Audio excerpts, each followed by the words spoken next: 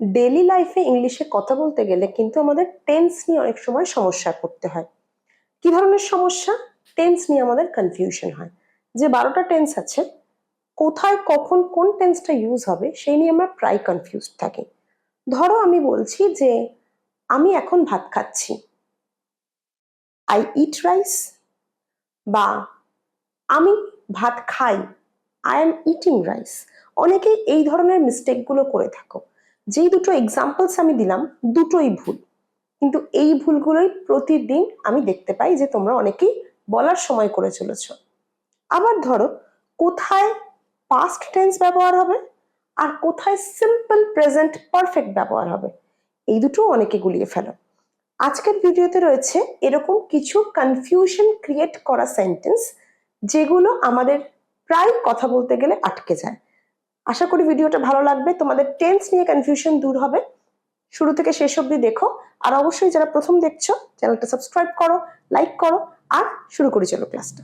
প্রথম যে সেন্টেন্স দিয়ে আমরা শুরু করব, দেখো আমি রোজ সকালে ভাত খাই, তারপর আমি এখন ভাত খাচ্ছি।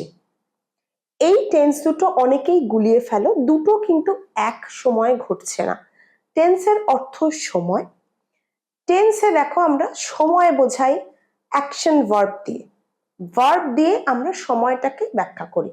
রোজ সকালে ভাত খাই, এটা একটা রোজের অভ্যাস বোঝাচ্ছে। পরের সেন্টেন্সটা দেখো আমি এখন ভাত খাচ্ছি, এটা সেই মুহূর্তে, যে মুহূর্তে বলছো সেই মুহূর্তের কথা বলছে, সেই মুহূর্তে কাজটা চলছে। আমি এখন তোমাদের পড়াচ্ছি আর আমি ইউটিউবে ইংলিশ পড়াই, এই দুটো কি এক? সিমিলারলি এক নয়, কিন্তু এই দুটো এক নয়। আমরা দেখি কোনটা কিভাবে আমরা ইংলিশে ট্রান্সলেট করব। আমি রোজ সকালে ভাত খাই, এটা হচ্ছে একটা রেগুলার হ্যাবিট, একটা রোজের অভ্যাস। রেগুলার হ্যাবিট কিন্তু আমরা সিম্পল প্রেজেন্ট টেন্স দিয়ে বোঝাই। সিম্পল প্রেজেন্ট টেন্স মানে কি? Subject plus V1। দেখে নি চলো। I eat rice every morning. I eat rice every morning. এখানে রয়েছে সাবজেক্ট, সাথে V1 মানে ভার্বের ফার্স্ট ফর্ম, তারপর বাকিটা রোজ সকাল হচ্ছে এভরি মর্নিং। ধরো আমি বললাম আমি রোজ ইউটিউবে ইংরাজি পড়াই, I teach English on YouTube every day. আমি রোজ 10টার সময় কলেজ যাই, I go to college at 10 AM. আমি রোজ ইংরাজি প্র্যাকটিস করি, এটার ট্রান্সলেশন কি হবে তোমরা কমেন্ট বক্সে জানাবে করে। প্রত্যেকটা যখন আমি করাবো, প্রত্যেকটা টেন্সের কিন্তু আমি একটা করে হোমওয়ার্ক দেব, মানে প্রত্যেকটা এক্সাম্পলের আমি একটা করে হোমওয়ার্ক দেব। তোমাদের কাজ হচ্ছে প্রত্যেকটা হোমওয়ার্কের ট্রান্সলেশন কমেন্টে করে জানানো। তোমরা জানো যারা কমেন্টে রিপ্লাই দাও, যারা করে দেখাও সেন্টেন্স আমাকে, তাদের আমি অবশ্যই রিপ্লাই দিই, চেষ্টা করি রিপ্লাই যতটা তাড়াতাড়ি সম্ভব দেওয়ার। তাই যদি বিনামূল্যে তোমাদের টেন্স প্র্যাকটিস ঠিক হচ্ছে কিনা আমায় দিয়ে চেক করাতে চাও, অবশ্যই কমেন্টে রিপ্লাই দেবে। আমি এখন ভাত খাচ্ছি, এইটা যে সময় বলা হচ্ছে সেই মুহূর্তের ঘটনা, সেই মুহূর্তে কাজটা চলছে। সে ভাত খেতে খেতে বলছে আমি এখন ভাত খাচ্ছি। এখানে যখনই সেই মুহূর্তের কথা বলা হবে, বর্তমানে কোনো একটা কাজ চলছে, আমরা কি ইউজ করব? Present continuous. প্রেজেন্ট কন্টিনিউয়াস এর ফর্মটা কি? সাবজেক্ট, সাথে am is are, সাথে ভার্ব ing। দেখে নি চলো। I am eating rice now. I am eating rice now. I এখানে সাবজেক্ট, তার সাথে am, ভার্ব ing। ধরো আমি বললাম আমি এখন পড়াচ্ছি, I am teaching now. সে এখন সাইকেল চালাচ্ছে, he is riding bicycle. He is riding bicycle. আমার বোন এখন পড়ছে, পড়াশোনা করছে। এটার ট্রান্সলেশন কি হবে করে জানাবে। আমার বোন এখন পড়াশোনা করছে। তাহলে কোনো মুহূর্তে বর্তমান সময়ে কোনো কাজ চলছে সেইটা বোঝাতে আমরা কি ইউজ করব? আমরা ইউজ করব প্রেজেন্ট কন্টিনিউয়াস, আর রেগুলার হ্যাবিট বোঝাতে সিম্পল প্রেজেন্ট বা প্রেজেন্ট ইনডেফিনিট। এই দুটো যেন কোনো ভুল না হয়। বেশিরভাগ তোমরা যারা কথা বলতে শুরু করো ইংরেজিতে, এই টেন্স দুটোই কিন্তু প্রচন্ড কনফিউশন আমি দেখতে পাই, দুটোই গুলিয়ে যায়। আজ থেকে মনে রাখবে, রেগুলার হ্যাবিট বোঝাতে, যে কাজ রোজ হয় সেটা বোঝাতে প্রেজেন্ট ইনডেফিনিট বা সিম্পল প্রেজেন্ট, যে কাজটা সেই সময় কিছু ক্ষণের জন্য চলছে সেটা বোঝাতে প্রেজেন্ট কন্টিনিউয়াস। আমি এখন কলেজ যাব। আমি এখন কলেজ যাব মানে তুমি এখনো কলেজ কিন্তু যাওনি। কলেজ যাওনি, যাব, খাবো, করব, বলবো, এর মানে কি? তুমি ভবিষ্যতে করবে। আমি এখন কলেজ যাব, I will go to college না। এটা কেন হলো?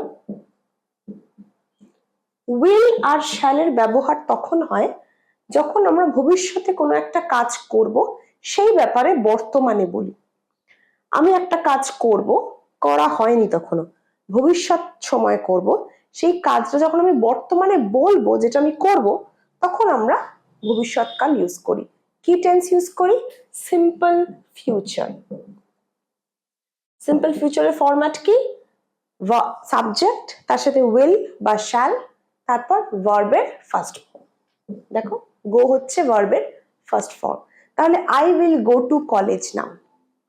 আমি কাল বেড়াতে যাব। আই উইল গো টু, কোথায় বেড়াতে যাবে? ধরো দীঘা।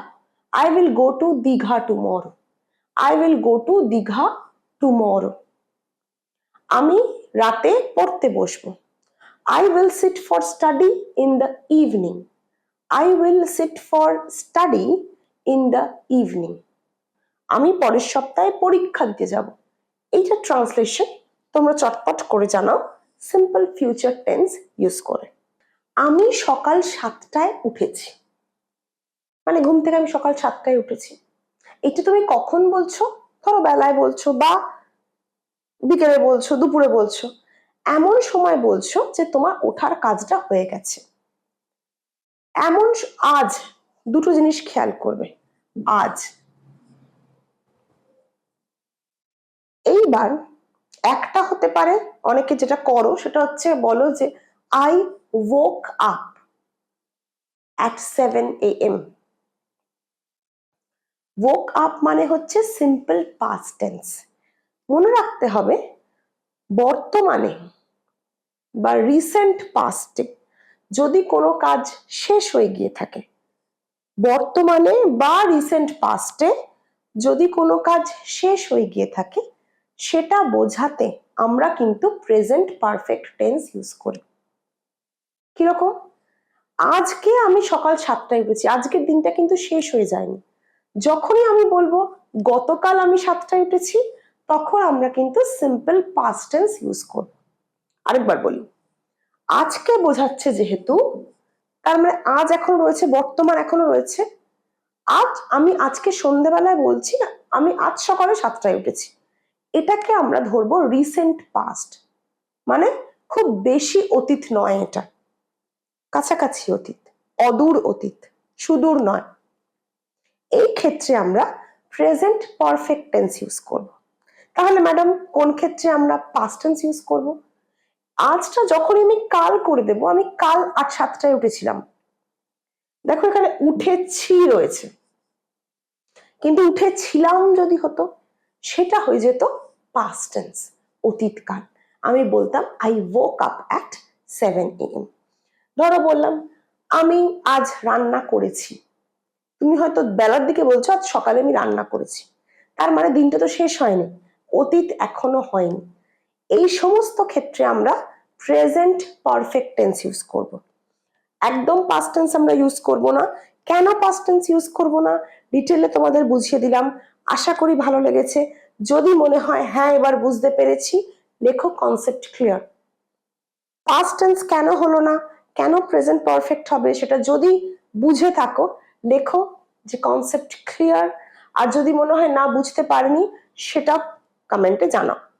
কি হবে? আমি আজ সকাল 7টায় উঠেছি। I have woken up at 7 a.m. আমি আজ সকাল 7টায় উঠেছি। 7 a.m. টুডে, আজ আছে। I have woken up at 7 a.m. today.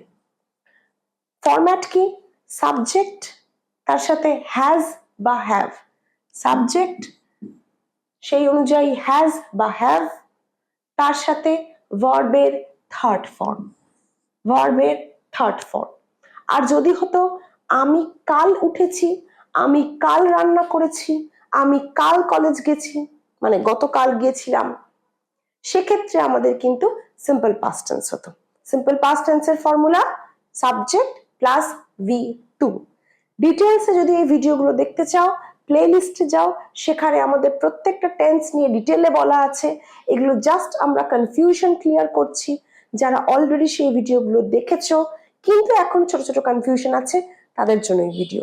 প্রথম যারা দেখছো, যদি মনে হয় টেন্সটা আরো ভালোভাবে বোঝা দরকার, আমাদের প্লে লিস্টে যাও, সেখানে কিন্তু ডিটেলসে তোমরা ভিডিওগুলো দেখতে পাবে।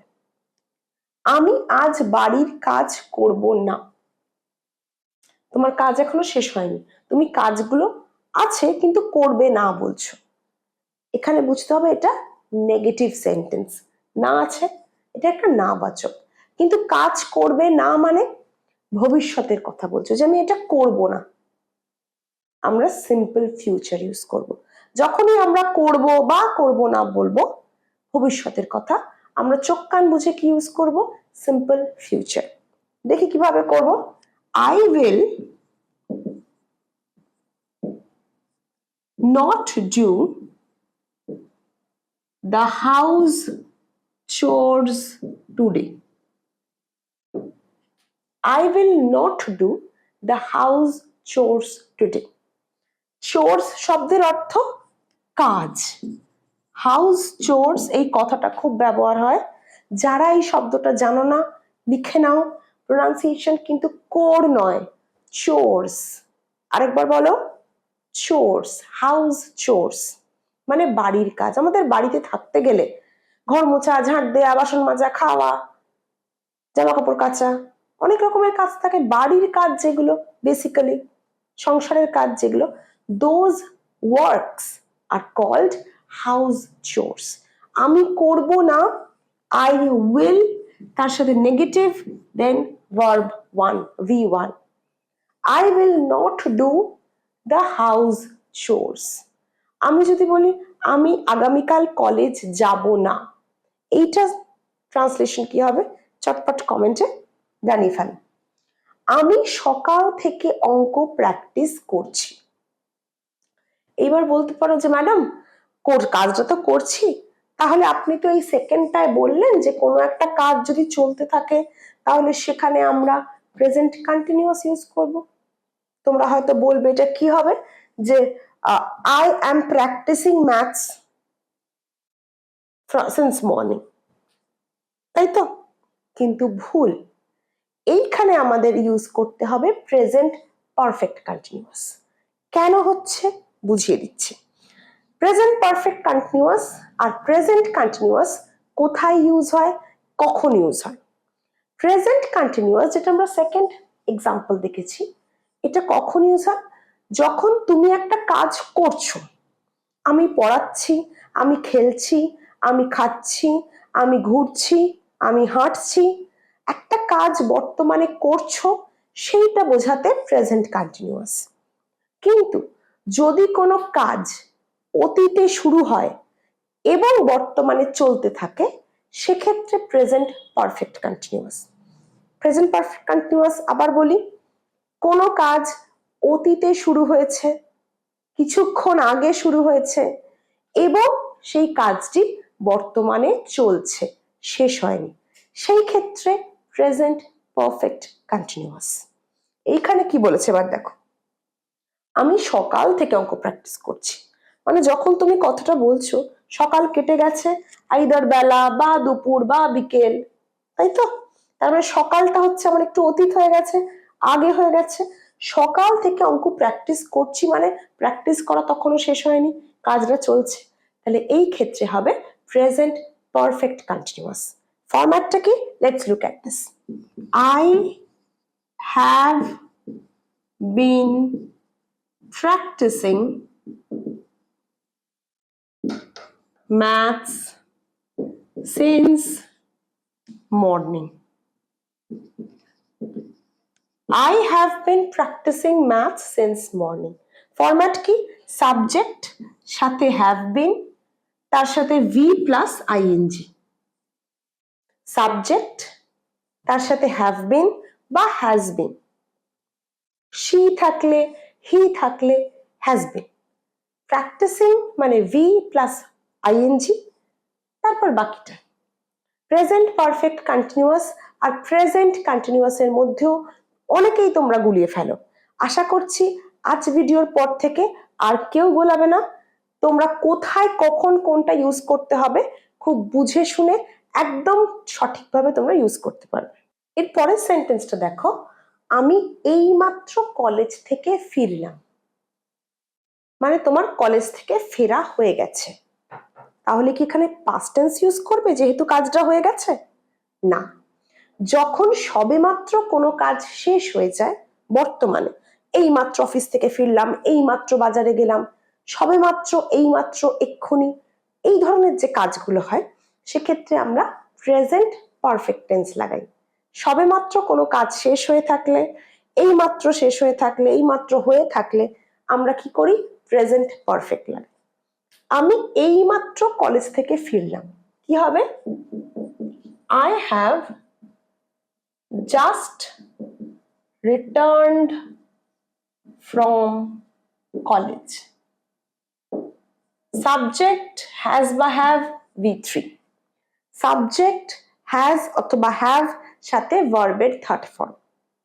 আমার বাবা এইমাত্র বাজারে গেল। My father has gone to the market just now.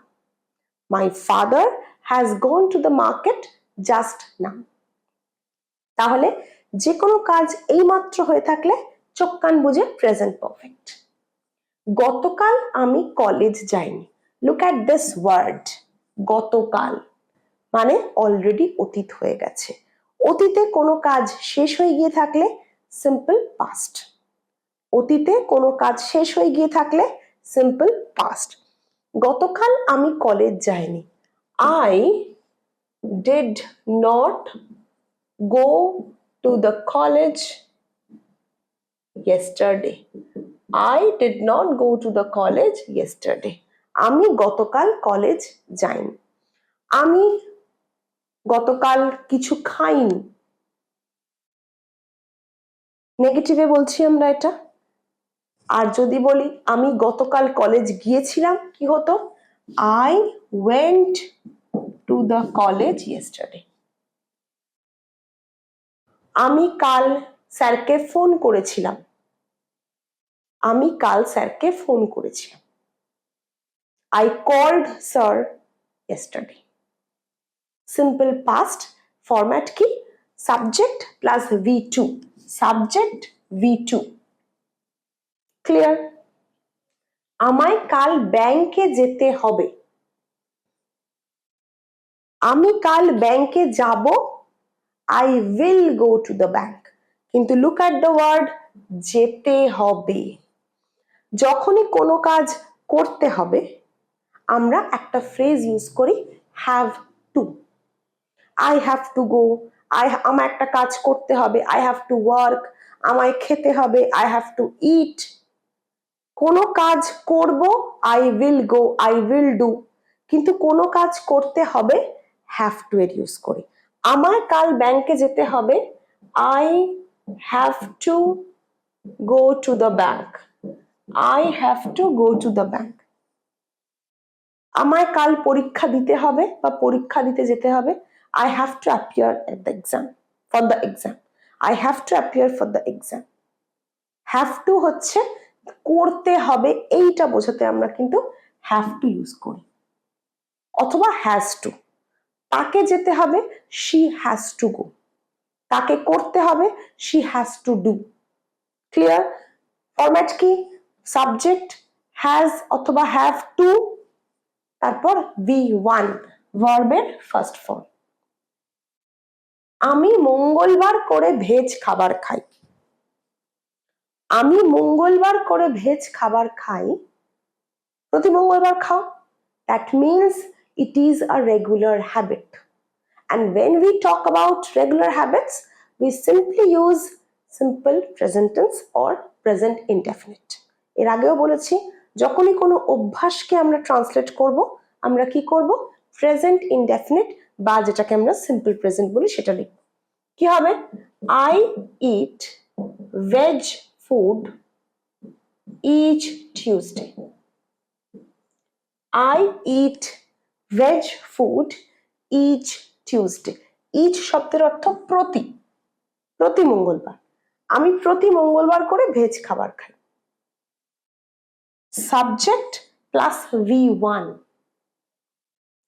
আমাদের সিম্পল প্রেজেন্ট বা প্রেজেন্ট ইনডেফিনিটের ফরম্যাট কি?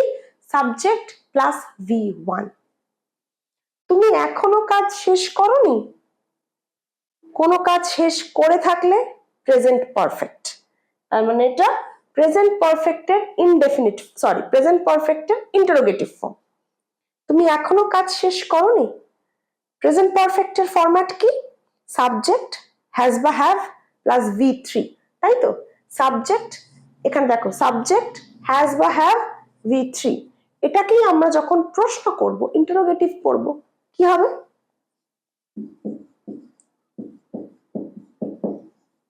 Haven't you finished your work yet? Haven't you finished your work yet?